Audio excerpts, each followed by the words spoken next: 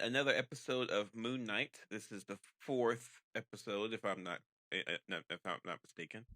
You are correct. It's the fourth episode, and it's called The Tomb. Ah, okay, all right. So yeah, so Aptly named. We spend a lot of time in a tomb. we spent a lot of time in a tomb. There's some Tomb Raider stuff feels. There's some Tomb Raider feels. There's some Indiana Jones feels. It feels it's a pretty. I think as far as tone, I feel like the episode is solid for the most part, and then it kind of gives us a 360, which we definitely will talk about. Yeah. I mean, I don't know. It's like if you listen to this, it's already been spoiled, so I guess we could probably spoil it. But let's just play with it for now. Okay. This episode should be called not Moon Knight, but Layla, because she does all the cool stuff in the show. Yeah, well, mostly we have Steven, so he's not going to do a ton of cool stuff other than like figuring out puzzles and whatnot. And kiss other people's wives. Well, it's kind of his wife too. Right? I don't know the ethics to that. I don't know how that works. I'm saying that he definitely kissed another man's wife. Because it's a different person's attitude, it's a different personality, it's a different person, right? Yeah, but like from her perspective, it's it's the same person that you fell in love with, but it's a different identity, and you like some parts of this identity too, but you're already in love with the person, so it's kind of easy for her to fall for Steven as well. Well, this is a fictional representation of a dissociative personality disorder. I need to read more about what a real dissociative personality is like. I need to read up on that because it's not. This is way too clean and stylized, of course. Sure. So I'm just like thinking from her perspective. Let's say you're a woman or anyone. You're married to someone with identity disorder. Yeah. And you meet the other identity.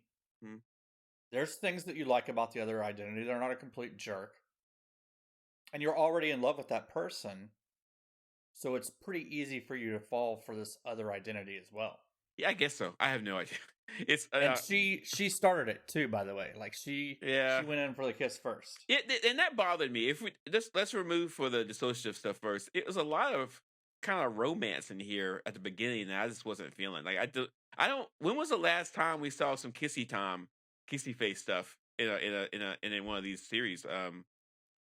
Probably WandaVision, maybe not even that. Yeah, WandaVision. That had to be. Well, no, Loki. Yeah, okay. It comes up a lot, actually. You know what? It does. Now you think about it, and like it's kind of. I guess Disney wants to do the traditional sort of like lovey-dovey stuff. I guess that's fine. I guess people respond well to it. I don't particularly need it. And if you read the comics, superheroes don't really have great romantic relationships. Usually their romantic partners end up dead. So just to let you know, it doesn't work out for them most times. Kind of like actor relationships. Although usually someone doesn't end up dead. It's just, Well, Johnny Depp. They don't always last.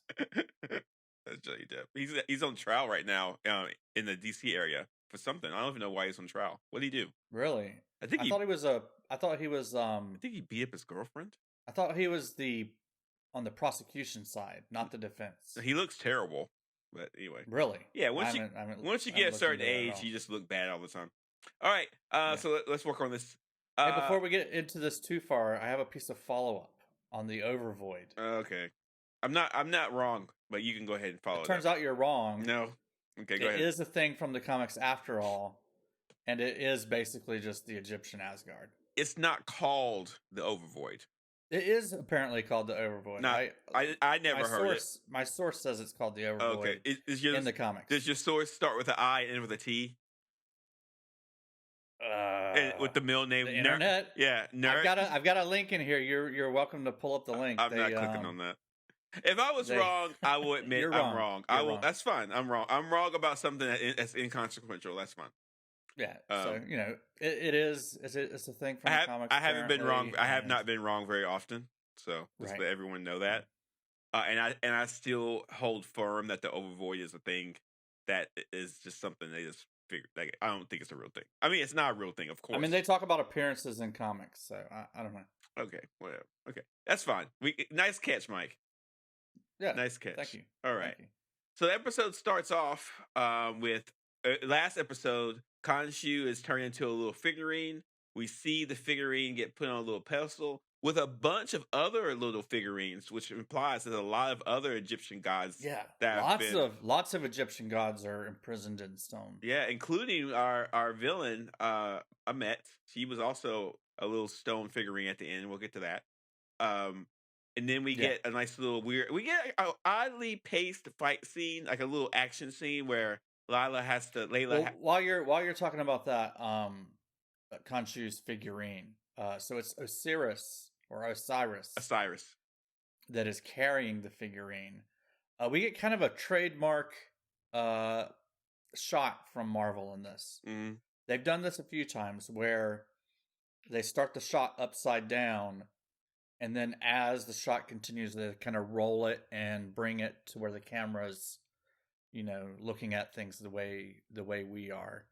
It was just an interesting way to kind of open up the episode. The first time I think we saw it was in Black Panther, correct? It could be. I pulled up an article that had some like stretches. You know how people writing articles and doing YouTubes, they kind of stretch the truth on where things are. And like one person said, "Oh, it's an Iron Man," but it's like in Iron Man, it's kind of like the classical. This is a jet fighter movie. We're doing roles. Of course, there's going to be a role. It's not like in this one and in others. I think there was one in Loki as well. It's very unsettling where, you've got people in the room, but everything's upside down at first, or right side up at first, and then ends up upside down.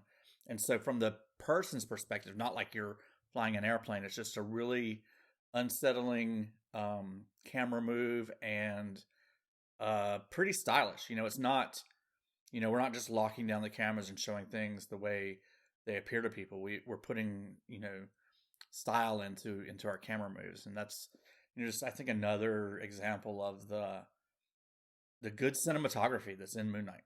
Yeah, it's pretty good. It's pretty solid. I think the cinematography is solid. I think the directing is solid.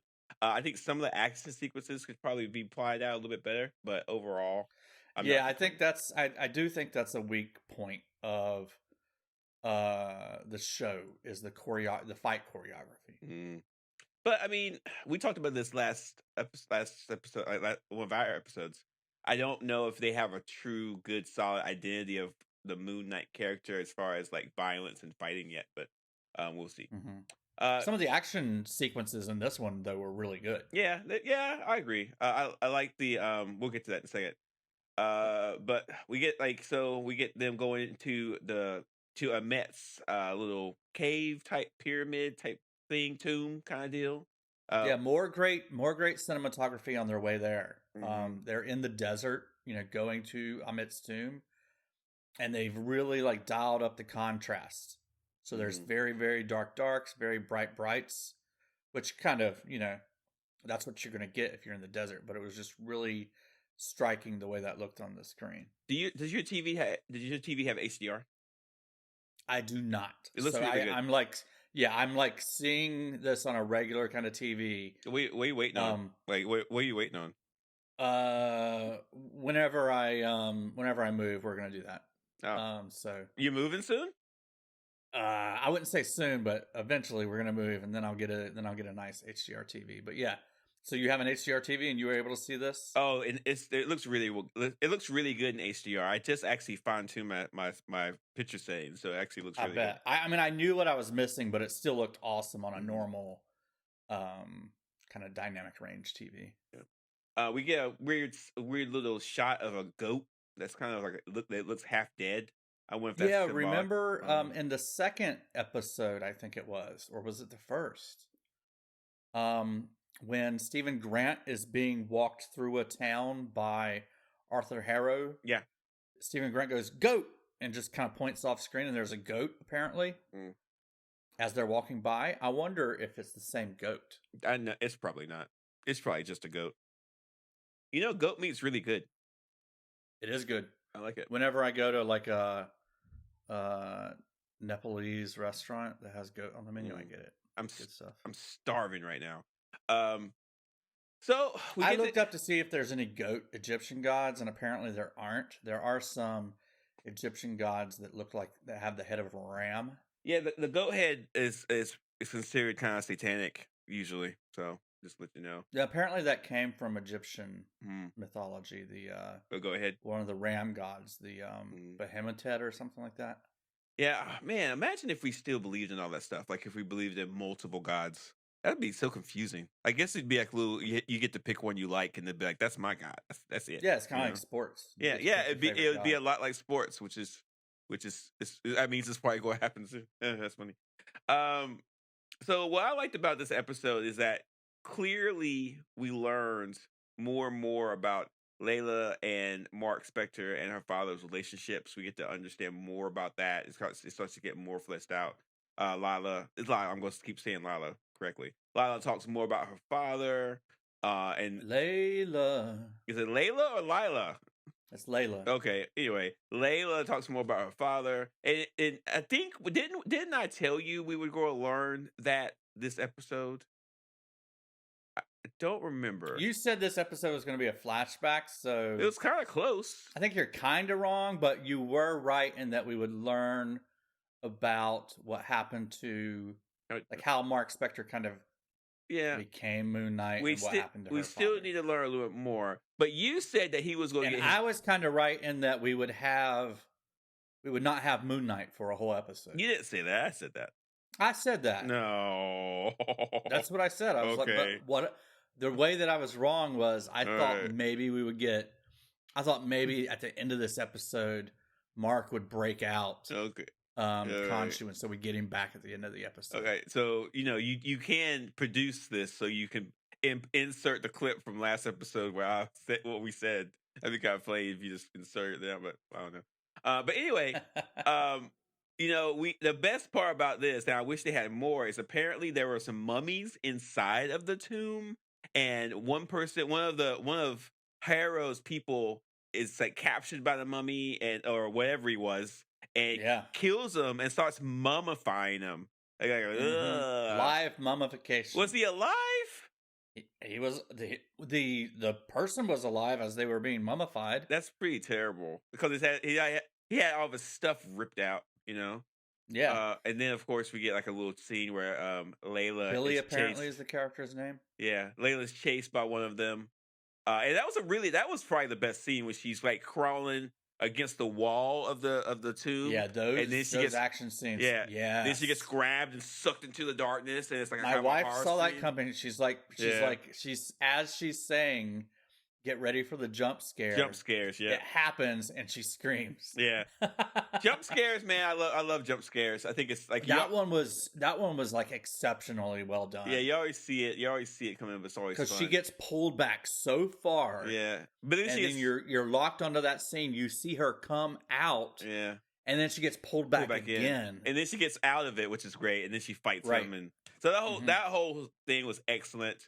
Well done. I love that Lila. That was so good. That instead of having, I thought it was interesting instead of having Stephen Grant deal with it, we just have her do it. It's far more interesting. It's far more telling scene. I really like that.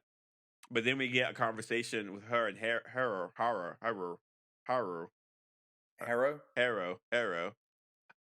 Where he tells her a story. Yeah, it tells us what's the story, Mike? He tells her a story about what happened to her father. I guess her father was he says a unique archaeologist. I don't know what that means. Apparently he believed that the gods were among them, so he believed. Oh yeah, that's right. That the gods actually existed in tandem with them as like a real thing. Right, that the gods were real. Yeah. So yeah, he's telling her about her father. He's on some kind of expedition. Mercenaries show up. And then Layla's like, "Are you telling me that Mark killed my father?" And Hara goes, "You said it." I don't know if he's twisting, like kind of manipulating the scene and saying, "Well, you said it, not me." And he knows that Mark didn't kill her father, or if this is all the information he has through Amit, and he just knows that there's like this heavy guilt that Mark has, and assumes that means that he killed her father. Well, yeah, Mark feels guilty about it. So he was there, and something happened, and so it's kind of a classic redemption story on Mark's side. Like at one point, he was a mercenary. He was a part of something that was bad. He almost dies. Khonshu like brings him back to life as the Moon Knight, and then he gets to redeem himself. So it's a classic story, but I like the way they kind of told it, and I like how Layla reacts to it, where she's just like super angry and super just hurt, which is good. And so when Mark tells his version of the story, his partner, a couple of mercenaries, his partner gets greedy, decides to kill everybody at the dig site, including Mark. Mm-hmm. And doesn't succeed in killing Mark, I guess, because Khonshu comes along and resurrects him. Yeah, which is definitely a part of the comics. That's how it happens in the comics. So that's kind of how I knew that was going to be the story. But before we get to that, I liked the little not twist, but I liked that Stephen Grant finds a sarcophagus, and it turns out to be Alexander the Great's sarcophagus. You're a little bit of a history person, right, Mike? You know a little bit about some a little stuff. Bit, but you know what? I never knew that Alexander the Great was considered a pharaoh of Egypt. I don't think he was. I think he was considered. I know he conquered Egypt. I'm just considering. I guess some people would call him a pharaoh, but I looked up on Wikipedia, so he was considered. He was considered a pharaoh of Egypt for about 10 years. All right. Well, if Wikipedia said that, and I guess he was when he. I guess he was when he died. Mm-hmm. And I was reading, where his body was, or where his tomb was. Nobody's totally sure, but there's several stories that the last place so he did have a sarcophagus. Mm-hmm. The last place his sarcophagus was kept was in Alexandria in Egypt, the city that he named for himself. Well, somebody knows where his tomb is, or his body, so somebody knows. If you're listening to this podcast and you know what Alexander the Great's sarcophagus is, please let us know. We would love to talk to you on the podcast. Also, you probably should take some pictures of it so you can share it with people. Also, you should probably give it to Egypt's antiquities department and let them take care of it and preserve it for historical preservation. Right. But yeah, I like that. I like you don't really hear much about that, and it was kind of cool to hear about Alexander the Great and all this kind of stuff. And I like that they kind of brought that in, so people probably Googled it to try to know more about it. But and so I was recently watching some National Geographic stuff on Egypt and the mummies. And so how Stephen has to reach in the mouth of the mummy to find. So, and he's like, he says to himself, I need to look somewhere where typical grave robber would not look. And so I think that, the mouth is a place where the typical grave robber wouldn't look, because what I saw is that, so when they were mummifying people, they would stash things that are pretty valuable inside the body itself after they've taken out the organs. So within the torso or the abdomen of the mummy, there might be some amulets or something like that. And so one of the mummies that was excavated had a huge opening in its belly, where grave robbers had broken its belly open to reach inside and grab the valuable stuff that was inside the mummy. Oh wow! So they really did, Ahmet's figurine was stored inside of Alexander the Great's mouth. Mm-hmm. Yep, and I guess Ahmet could have really been something they would have done. Yeah, and Ahmet has a figurine, which means at some point the gods turned her into a Luger figurine, like Khonshu was turned into a Luger figurine. So yeah, that's what they said. Is so they imprisoned her in stone, but unlike the others that are kind of housed, on display, she is so dangerous that they actually hid her where nobody would know where she was except for one person. Did they hide her, or did Alexander the Great have her hid? Well, I mean, he was dead, so he didn't hide her in his mouth. Yeah, I guess they hid her. Yeah, okay, all right. Yeah, so I think like the avatars of the gods hid her. That's really interesting because they could have put her in the little figurine room where they put Khonshu and the rest of them, but I guess but she's so dangerous. They don't want like somebody to sneak into their sneak in and grab her. Yeah, right. Well, and then so now, of course, Mark Spector takes over the body and stands up to Harrow and his men. He gets shot twice, and he falls into like a little pool of water where he descends deep into it. And then we get kind of a pretty shift scene change. Where the first time I watched this, so I played this scene over and over. The first time I saw Mark get shot, I'm pretty sure that we see Mark there, standing there, and then we see Steven standing there, and then we see Mark standing there, and then Mark says okay.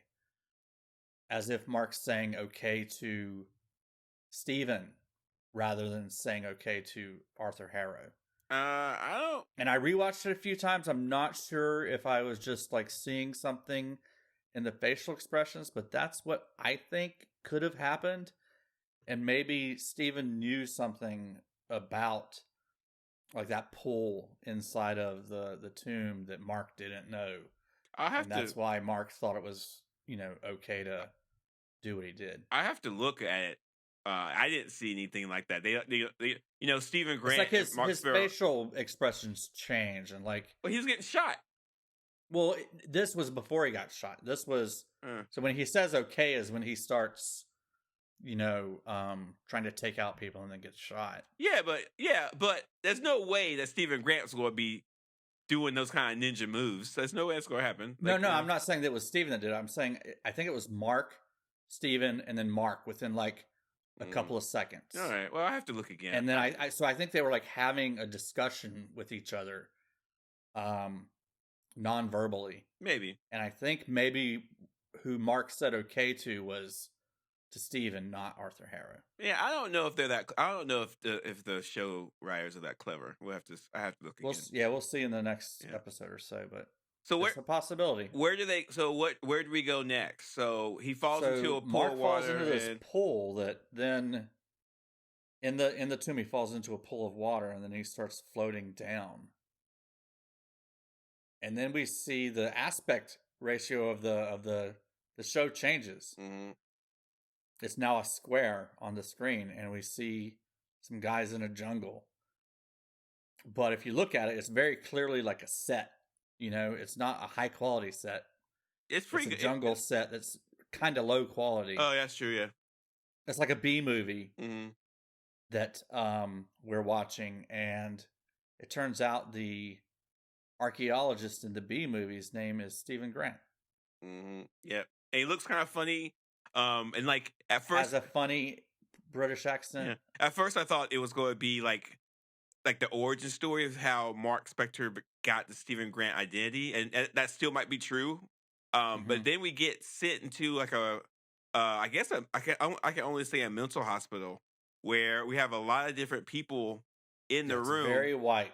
It's very white, and I don't know if you noticed this, but one of the patients drew a picture of Khonshu. Did you see that? Yeah, like a really bird version of Khonshu. So this isn't a real. And all the patients in there are people that we've seen in this show from episode 1 all the way through now. Yeah. So at first you thought it was a real place, but it's not. It's inside Mark Spector, Stephen Grant's head. Yeah, like Crawley, the golden guy, the statue man. Mm-hmm. He's the one that's calling out the bingo code. Oh, nice catch! Nice catch. That's a beautiful catch. Good job. So this is definitely in Mark Spector's head. Not just going to say Mark Spector's head. But what's interesting about this is, I guess next episode they're going to explore Mark's mental illness and try to figure out what's going on. And hopefully we're going to see how I'm pretty sure that what happened to him with Khonshu, with the killing of Layla's father and all that other stuff, was one of the reasons why he had a mental break. Now in reality, there's no such thing as that. You can have a mental break just from being alive. But in fiction and writing, it's some kind of like trauma, right? Well, not necessarily. Like it could just be it. Yeah, sometimes things just happen. Like all of a sudden, you just have a mental. It just kind of pops up. Trauma usually does create some of these things, but not always. But in storytelling, you have to have a thing we like to call exegesis or beginning point, right? And so in this case, we'll probably will see next episode why Mark Spector became so fragmented. So it's gonna be interesting. But of course, we saw there were two things that I thought were interesting. One, Mark Spector escapes, quote unquote, and runs down a hall, and he finds a sarcophagus with Stephen Grant in it. But then there's another sarcophagus that he doesn't open. So there is a there's an extra sarcophagus. There's a third personality that we probably will see maybe next episode. I don't know. So this is the second episode in a row where we get hints that there's a third identity. Yeah, I'm super curious about this third identity. I talked about this a little bit way back in the day, I think, at the beginning. But in Ultimate Spider-Man, there was a Mark Spector Moon Knight character, and that character had not one, not two, not three, but 4 different personalities. And one of them was incredibly violent. And the other 2 were just, kind of who they were. But one of them was incredibly violent.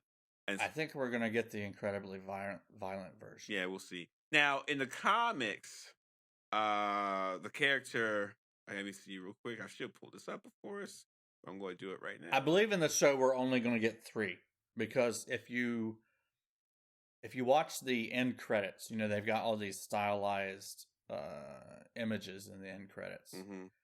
One is Mark Spector's head, where the face is cut off, and then hovering in space in front of his head are 3 different copies of his face, suggesting there are 3 different identities for Mark Spector. Yeah, one of the most famous ones is his name is Jake Lockley.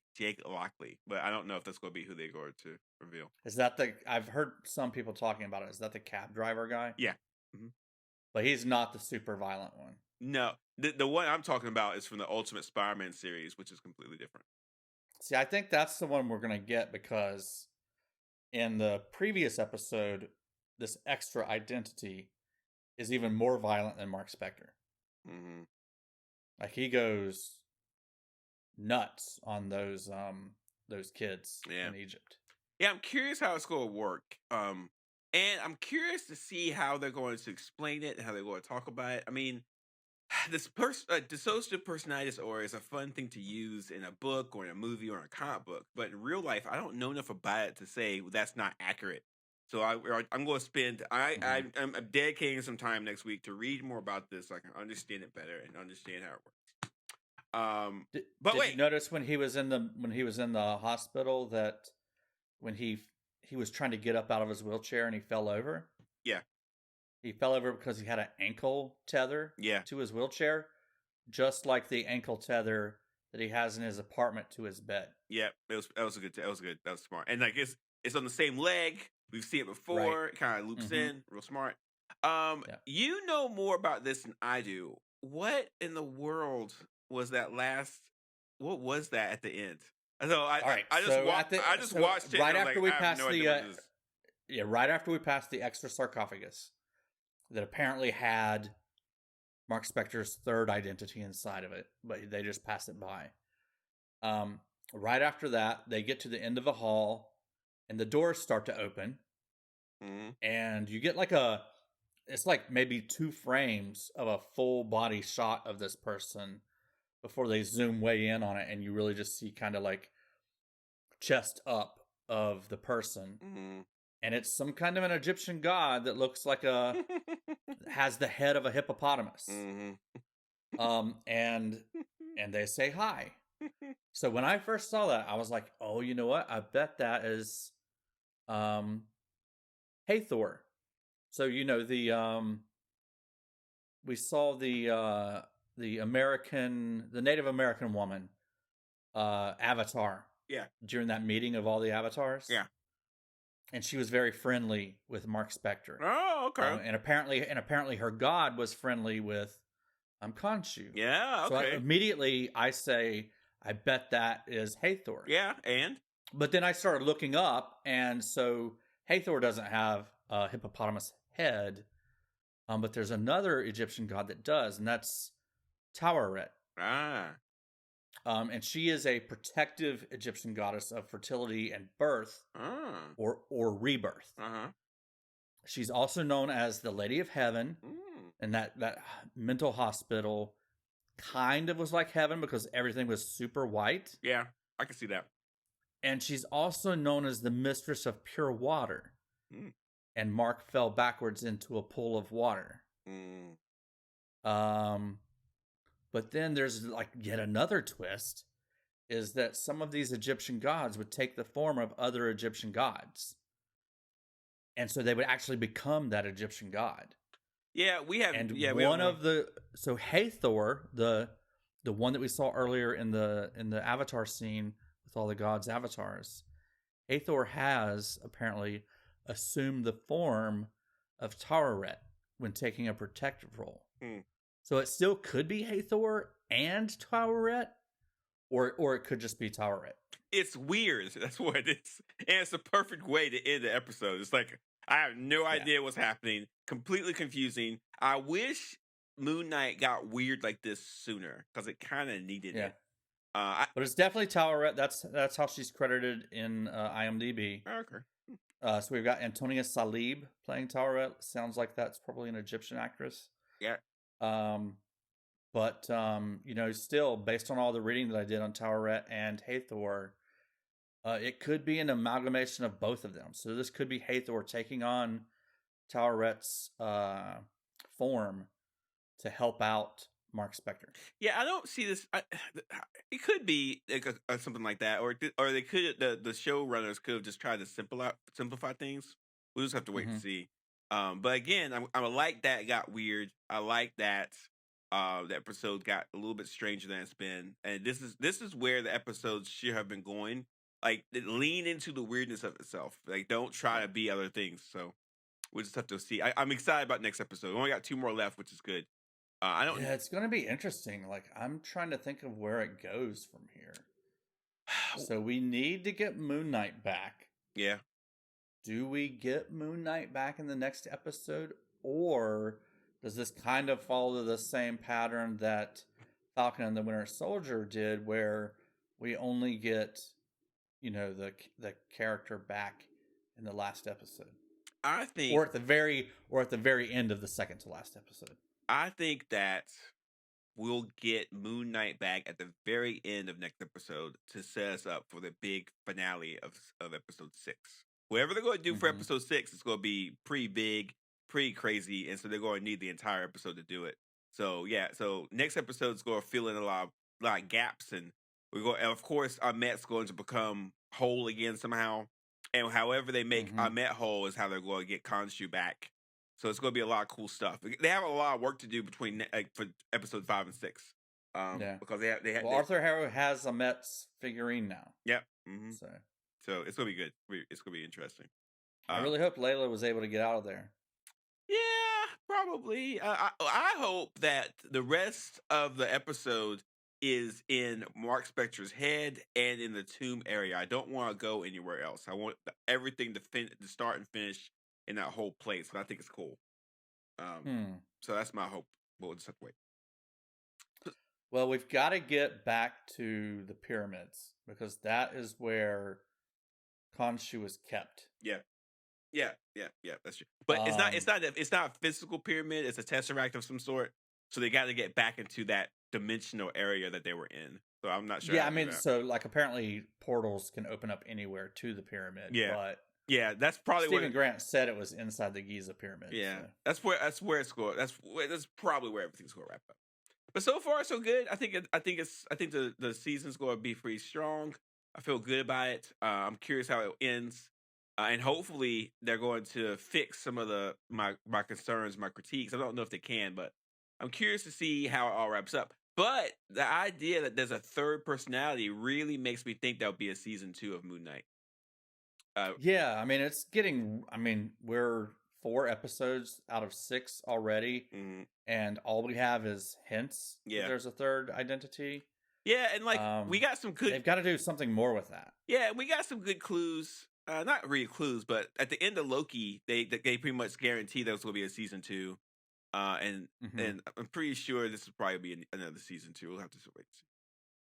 I looked up those coordinates. Yeah, I saw that. And yeah, so that's in the show notes of the last episode if you want to look that up. Nice. So where exactly are they? So it is west of Cairo, all the way up against the border of Egypt, right next to Libya. I wonder if some people think that is where Alexander the Great's tomb is. Maybe. I wonder if anybody went there. I didn't. Yeah, I don't know. It'd be interesting to see if there are some Egyptian fans of the MCU or people that listen to our podcast in Egypt that have been there. That'd be awesome. Yeah, if you listen to if you're in Egypt and you listen to our podcast, please send us an email or a tweet or something. We would love that. I think we've got at least one. I think Egypt has shown up in the. That's super cool. Logs. Yeah, that's super nice. So yeah, it's like all the way up against the border, far west from Cairo. Doesn't look like, because like the Valley of the Gods is, I think, Luxor, which is south of Cairo. So not sure why they picked those coordinates, but yeah, it's definitely in Egypt. It's looks like a pretty remote location as far as what I could tell. I wish that, there's no way I'll ever be able to travel the entire planet. But there's some places I would love to go, and that area is definitely one of those places. Like absolutely, and Egypt is like top, near the top of the list. And like the show has really made me more interested in the Egyptian gods and the mythos, and so I'm pretty stoked about like just learn more about the culture and the whole thing. It's like I think it's pretty interesting. Right. Just like all the cool stuff with it. And it kind of makes me like not sad, but. A lot of the stuff that in our belief systems, it's not boring. There's a lot of interesting stuff into it, but not as interesting as like Norse gods or Egyptian gods. Like those things are just the level of creativity when they were coming up with these stories for the gods is just fascinating. There's definitely a lot going on, and then the dedication to build the pyramids and stuff like that. It's the pyramids are a little kind of like bougie. Is like. I need to be buried in this huge tomb, but whatever. I would like a pyramid as well. Right. All right, Mike. Pyramids are cool. What do you think about this episode? You feel good about it? Do you feel like it's going to wrap up good? Do you have any doubts? It was really good. Yeah, I loved the action sequences. Layla's fight with that mummy or mummifier. Yeah, pretty good. Was really good. Smart. Oh, and I didn't mention like his skin color was black. Yeah. And that's like a typical thing with Egyptian illustrations. So when they were illustrating pharaohs, their skin would be black in the illustrations. I can't remember the significance of it, but it's like some kind of some special significance to that. I just thought that he liked. I thought the guy was super old and just had black skin because he was just super gross, but yeah, no, they would draw themselves like that. Yeah, that's cool. Some kind of, it's a good thing. Yeah. But it corresponds with like the art style that you would see in tombs. So I thought that was a pretty cool. That's a good tip. Pretty cool take. Yeah. All right. The one thing that I thought was not good was at the end when Arthur closes in on Mark Spector. Yeah. The way all of those people file into the room is weird. Wow. I don't know if you noticed this, but Arthur is coming through the doorway. Yeah. And then like the rest of his gang like comes in through the sides, and it looks like they're in it looks like Mark's in a room that really just has one or two doorways out of it. So I don't know where these people are coming from, but if you watch that again, the way they filtered into the room seemed really weird. I would have expected them kind of all to come through that doorway that Arthur Harrow was coming through. I didn't notice that. I have to check. It was a weird... It kind of reminds me of that Blade scene where Blade's in the like the dance hall. Yeah. and he's closing in on these people, and then like for whatever reason, people are filtering out of this room into the room that Blade's in instead of running away. Kind of reminded me of that. I remember that. We have to start wrapping up, Mike, because we have something that's going to take up a good chunk of time. Are you ready? What is that? So news you can't abuse. When you're ready, Mike, let's sync up our push plays. So give me a countdown. So we've got in the show notes. There's a link to the new Thor Love and Thunder trailer. Yeah, click on the link right now. Click on the link. No, click on the link. Click on the link when we say 3, 2, 1. How's that? That'll work. Okay. Yeah. All right. Mike, you ready? All right. 3. Okay, you do it. 2. Okay. All right. 1. Okay. Play. I'm push play. Okay, we got Thor running as a boy, as a teenager, and then a grown-up Thor. Then Thor is like in a sexy outfit, and he's burying Stormbreaker. That axe. Stormbreaker. Yeah, Stormbreaker. He's on some tree on a different planet. He's got his hair in a bun, which looks weird.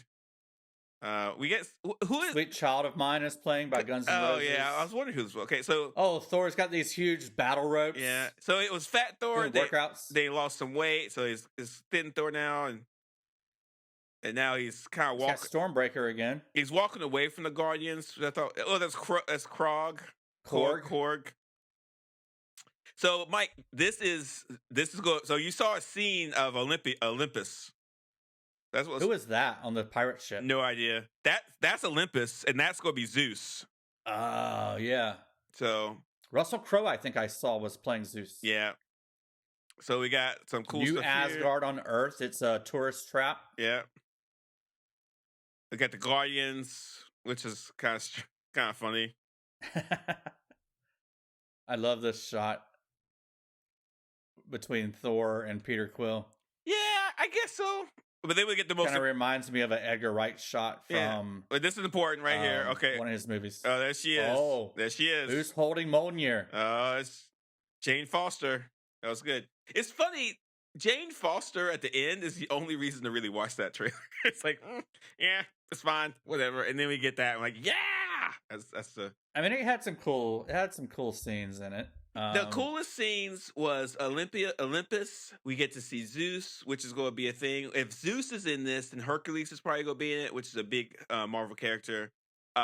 We get did you see that big animal that was kind of like a big, huge animal that was gray? Did you see that? Mm-hmm. They were staring at. That is shot for shot from the comics. The whole Love and Thunder, the whole movie is about this guy named Gore, the God Killer, who is going to systematically kill off gods. It could be like the Norse gods, it could be the Greek gods. It's going to be a lot of god killing. Interesting. And so, like that big gray thing was one of the gods. It's actually a controversy because, like, the artist who drew that scene is not going to get any money for drawing that scene, and he drew it exactly how they had it. So, I mean, it is what it is. Yeah. But yeah, Thor: Love and Thunder coming out in July, which is soon, like sooner than I thought it would be. So that's gonna be a lot of fun. It's gonna be nice. Interesting. So there's a God Killer is apparently going to be the big bad guy in this movie. Yep.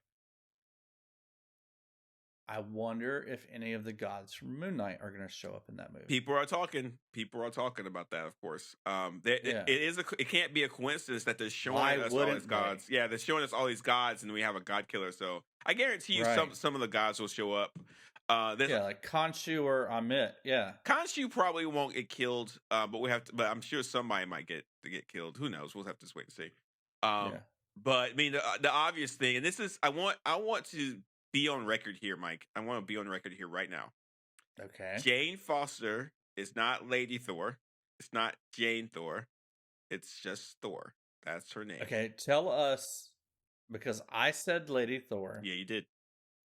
And I don't know the difference between any of these things. Okay. So enlighten me and enlighten us. The reason why, so in the comics, there's a whole thing where Thor, the guy we know, became unworthy and couldn't pick up the hammer. And he went through some kind of adventures and all this other stuff.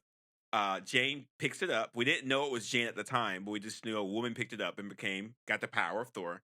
And then she does a bunch of cool stuff. And at the end, Thor, says, hey, she has the hammer. She has my powers. She's Thor. She deserves to be called Thor. And it's interesting because and here's why I think from a respect. So what does Thor become called when he became Thor? he was called Odin's son. Odin's son. Okay. And here's why. In the history of the comics, there have been male figures that have found the hammer, took the power, just like Jane did, and was called Thor. Right? Like it happened. Okay. It happened all throughout the comics. So if a man picked up the hammer and got the power of Thor, he called himself Thor. So the only reason you would call Jane Foster Lady Thor is because she has, ovaries and vagina, which is like kind of dated at this point. It's so like is there a Lady Thor that's separate from Jane Foster as Thor? No. So where does Lady Thor come from? This is what people called her. There's no Lady Thor in the comics. None. Okay, so there's not like okay. There's no Lady Thor in the comics. It's just Thor. When in the comics, she is called Thor. Gotcha. Which is going to confuse some people, and that's fine. I can't wait for the scene in the show, in the movie, where they have this conversation. Yeah. It's going to be like, it's going to make people a little bit weird, but it's going to be fun. It'll be super fun. So he's just Odin's son. Well, in the comics, he's called Odin's son. Yeah, he lost his arm. His arm got chopped off. So he has like a metal arm, and he carried around a cool axe, and he rode on a flying goat. It was awesome. You definitely. Oh, that's his goat. What goat? He has a goat in the Norse mythology. Yeah. So yeah, dude, you've got before this comes out in July, you have to read the comics that this is based on. You have to. I'm going to do my homework. What are they? We should put that in the show notes. I will email them to you, and I'll put them in the show notes. Okay. I will do that as soon as I can. I've got the Jane Foster as Thor comics. Is that the right ones? That's the first one, but then we have to get Thor the Godslayer comics. We gotta find those. Okay. I'll send them to you. But it's gonna be awesome. I'm looking forward to this in a weird way. But we'll just have to wait and see. I mean, I'm more looking forward to Doctor Strange, and the something of Multiverse of Madness. I'm looking forward to that more than this one, than Thor. Yeah, I mean that one's definitely more mysterious. This trailer just seemed cool to me. Yeah, and to be honest with you, we know way more about Thor: Love and Thunder than we do about Doctor Strange. Right. Hang on. Okay, yeah. So listen, I'm gonna put this in the show notes, but we have to read God of Thunder Volume 1, The God the Butcher. So it's on Amazon. I'll send a link. I hate using Amazon, but that's fine. But it's there. We'll have to, because I read all my comics online. So there you go. Okay. Cool. So I'll send it to you. It looks pretty good. We don't have long until Doctor Strange. No, man. Like what? 2 weeks? We've got two weeks and a day, I think. So yeah. So we definitely 2 more episodes of Moon Knight. Yeah. And then like the next day or so, we've got Doctor Strange. Yeah. So we're going to have to make some plans. I want to do something big for Doctor Strange. So we got to figure it out what we're going to do. We have no idea. Yeah. What could that be? If any of our listeners have ideas, let us know. Maybe we could do we can do a video episode where we have our faces. We can post that to YouTube. That'd be kind of fun. Kind of. Yeah. That'd be kind of neat. We have some guest stars. That'd be kind of cool. Yeah, guest host would be great. Yeah, we can make it an extra long episode. We'll see. Yeah. We'll have to figure it out. Cool. But in the meantime, Mike, how can people share our podcast with other people so they can listen to it and share with other people? So eventually we take over the world. If you're listening to the podcast right now, there's a share button somewhere within your reach. Hit that share button. Share it with your friends. Share it with your coworkers. Share it with all of your social media. Facebook, Twitter, Instagram, whatever. Share it. Let people know about it. The more people that are listening, the better we can do with this stuff. It's gonna be great. It could be really great. And especially with all the cool movies coming out and the episodes coming out. The more you share with people, we've got a lot of work to do. I'm amazed at how quickly we're going to be spinning around from talking about Moon Knight to talking about Doctor Strange. Then I think there's another She-Hulk is going to come out soon. I think at some point. Mm-hmm. Then we'll have Thor: Love and Thunder coming out. So and then Black Panther is supposed to come out this holiday season. So we got a lot going on. So Yeah, it's like right after Doctor Strange, we've got Thor: Love and Thunder. It's almost no time at all between those two movies. Yeah, we got a lot of work to do, but it's great work. Thank you all for listening. We really appreciate it. Thank you for all your support.